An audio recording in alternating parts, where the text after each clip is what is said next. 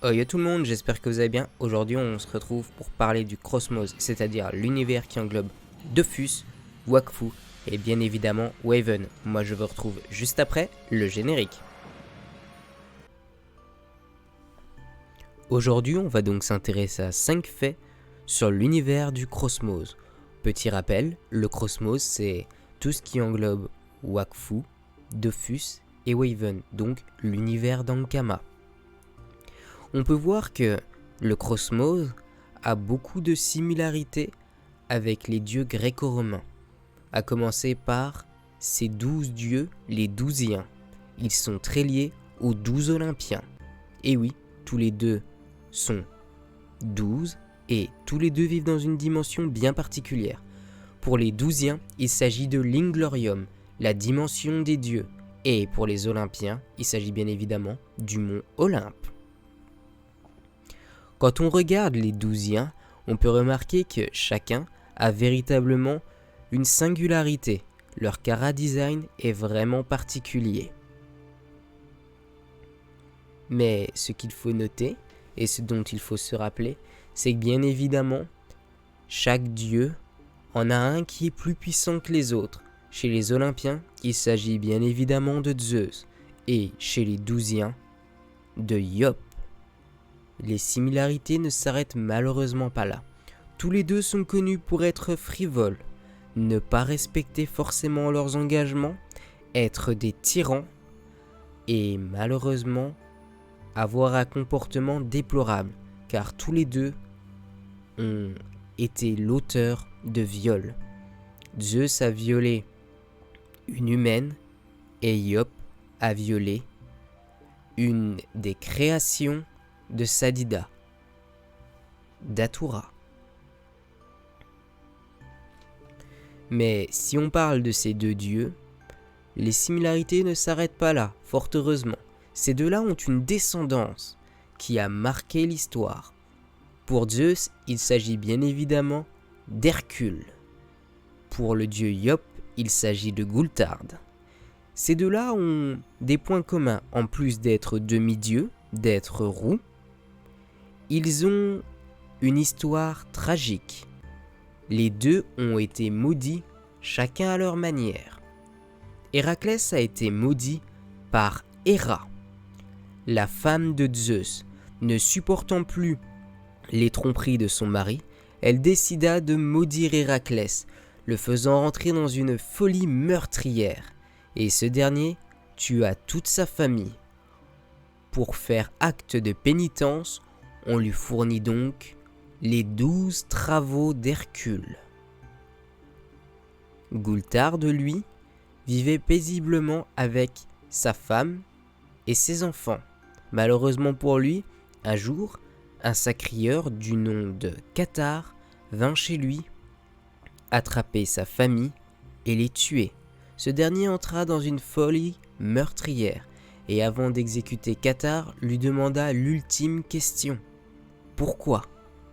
Ce dernier répondit que c'était parce que il se nourrissait de sa haine. Et avant qu'il ne pût en dire plus, une entité dévorante, monstrueuse, avec de multiples yeux sortit de sa bouche et s'introduisit dans Gulthard.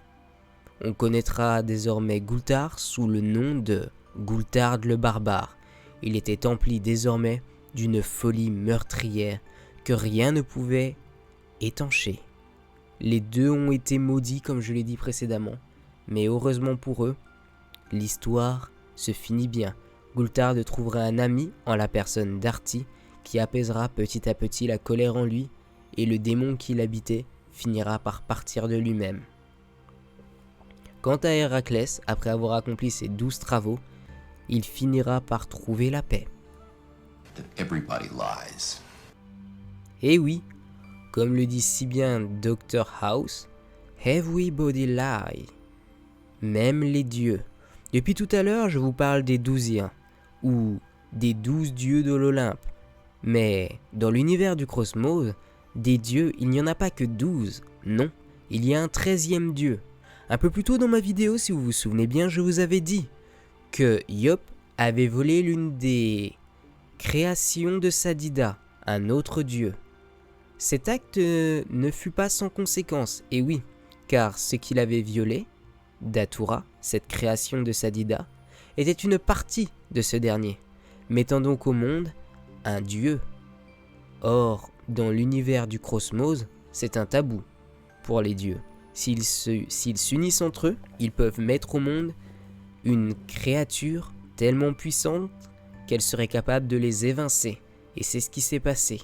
Le cornu moulu est le nom de cette créature, qui est remplie de haine envers le monde et aussi envers son père. Le cornu moulu déteste le dieu Yop, et quand ce dernier vint régler ses comptes avec lui, il ne se pria pas pour lui donner une bonne raclée. Le cornu moulu laissa le dieu Yop à demi-mort avant de partir. Ce fut un no match. Le cornu moulu est bien plus puissant que Yop.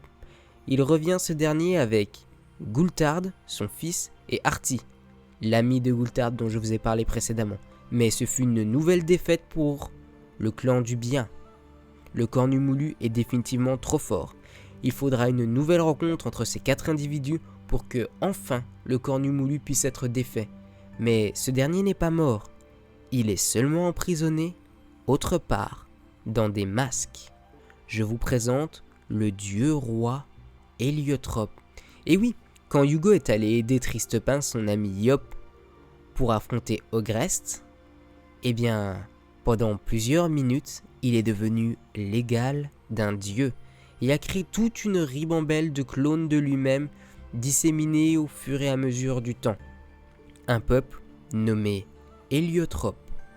Il est donc le 14e dieu, mais officiellement le 13e dieu, le dieu roi Hugo. 5e et dernier fait, Thoth, le PDG de Ankama, aurait un fils, et ce dernier se nommerait Hugo. J'espère que cette vidéo vous a plu. Si c'est le cas, n'oubliez pas que vous pouvez donner un maximum de force à cette chaîne en vous abonnant, laissez un like, un commentaire, et moi je vous dis à très bientôt sur la chaîne Sekai TV.